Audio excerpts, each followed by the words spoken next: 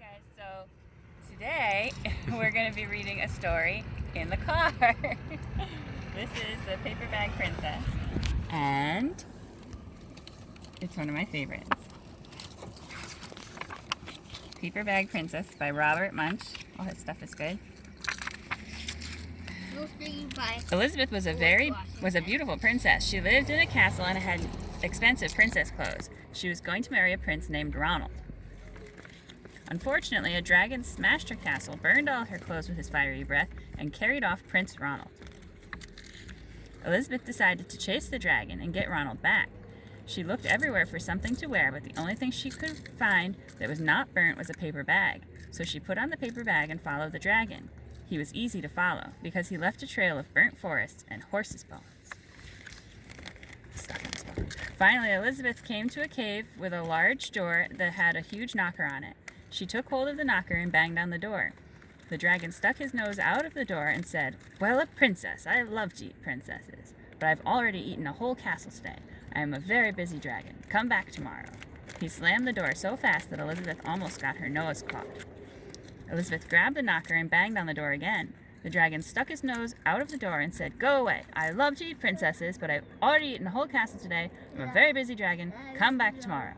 "Wait," shouted Elizabeth. "Is it true that you are the smartest and fiercest dragon in the whole world?" "Yes," said the dragon.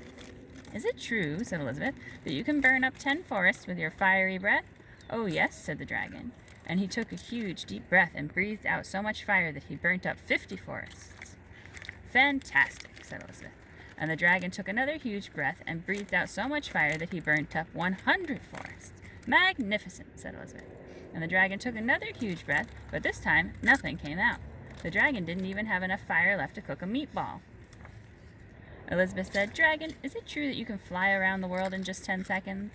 "Why, yes," said the dragon, and jumped up and flew all the way around the world in just 10 seconds. He was very tired when he got back, but Elizabeth shouted, "Fantastic! Do it again." So the dragon jumped up and flew around the whole world in just 20 seconds. When he got back, he was too tired to talk, and he lay down and went straight to sleep. Elizabeth whispered very softly, "Hey, dragon." The dragon didn't move at all. She lifted up the dragon's ear and put her head right inside. She shouted as loud as she could, "Hey, dragon!" The dragon was so tired, he didn't even move. Elizabeth walked right over the dragon and opened the door to the cave. There was Prince Ronald. He looked at her and said, "Elizabeth, you are a mess. You smell like ashes. Your hair is all tangled and you're wearing a dirty old paper bag. Come back when you're dressed like a real princess." "Ronald," said Elizabeth, "your clothes are really pretty and your hair is very neat. And you look like a real prince, but you are a bum." They didn't get married after all.